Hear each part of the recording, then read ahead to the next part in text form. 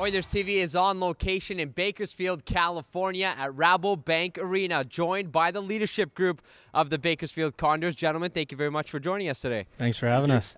Guys, you guys are playing some pretty spectacular hockey right now, double digits in terms of a winning streak, 10 straight games. Keegan, maybe we'll start with you. Just maybe talk about the success of the team and why you guys have been able to find that success so far.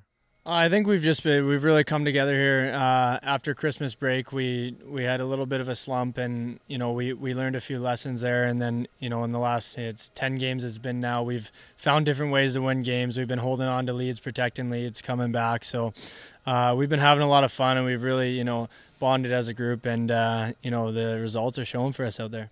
Josh, maybe we'll head to you. Keegan touched on the losing streak before the 10-game winning streak. You guys were in a 5-game slump, but just maybe talk about the learning process of that, and what are some of the takeaways that you guys can apply to your game right now, actually? Yeah, I mean, we had a bit of a slump there, but we have a very young team here. So, I think that was almost good for us to go through that and kind of know that every game is such a challenge, and every game is so important in this league. So I think that was kind of good for us. And then just also being on the road, I think, really helped us, kind of made us come together more as a team and really bond and really get to know some of those young guys off the ice. So I think it was huge for us, and yeah, things are really clicking right now.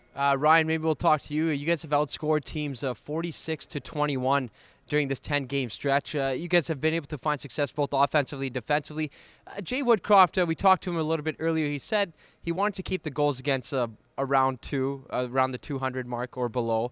What's allowed you guys defensively to find the success first, and then maybe we'll touch on the offensive part after? Yeah, definitely. Right from the beginning of the year, we've kind of been focused on defense first, and we set a goal number for our team on the amount of goals to give up this year, and we figured if we got to that amount, we'd have a good chance at making playoffs. So we've definitely been thinking defense first, and we got enough skill where offense is going to come if we take care of our own zone first. And how about offensively? Is it more of a transitional game that's allowed you guys to maybe spring defense into offense quickly?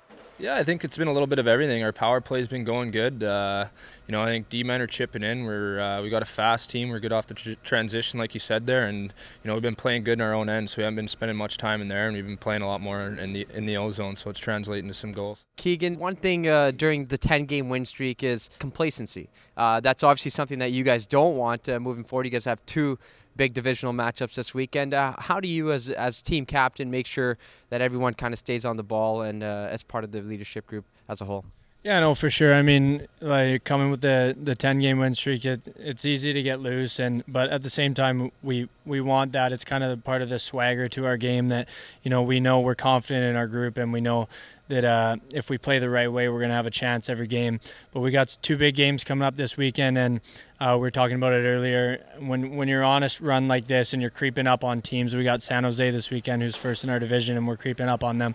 They're going to bring their best game for us, so we have to be ready. And the coach has been preaching it all week, not to get sloppy and not get complacent, because teams are going to play us harder and harder, the farther we go here. You talked about the preaching from the coaches. Josh, in yesterday's practice, we saw Jay Woodcroft take the team to the center ice and maybe just kind of give it to you guys a little bit because of that complacency factor. What's Jay been like in his first season as a head coach, and what are some of the things that he brings to the team? Yeah, he's been awesome. He's a very personable guy. He really gets to know you on a one-on-one level away from the rink. What you like to do, who you are as a person, not just as a hockey player. And I think that's been really huge for us this year. And he's just he's an intense coach, and he's very detailed. I mean, he doesn't let anything go, and very detail oriented. And I think that's very good for our group, and it's definitely been working. Keegan, your sixth season as a pro hockey player and in the AHL, first season as a team captain. Just maybe talk about what that means to you, to don the C each and every night.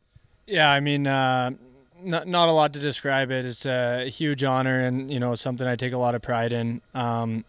It's a really good feeling to be able to go out there every night and try and lead the group and just lead by example. But it makes it really easy when you have a really good group around you, and guys like these guys who every night are doing things the right way, and makes you not have to do a lot because everybody just kind of follows the lead of myself and lots of other guys on the team. So it's been a new experience for me, and I've enjoyed it a lot, and looking forward to seeing where it goes the rest of the year. Well, Josh, Ryan, Keegan, thank you so much for your time. This is Tony Brar signing off from Bakersfield, California.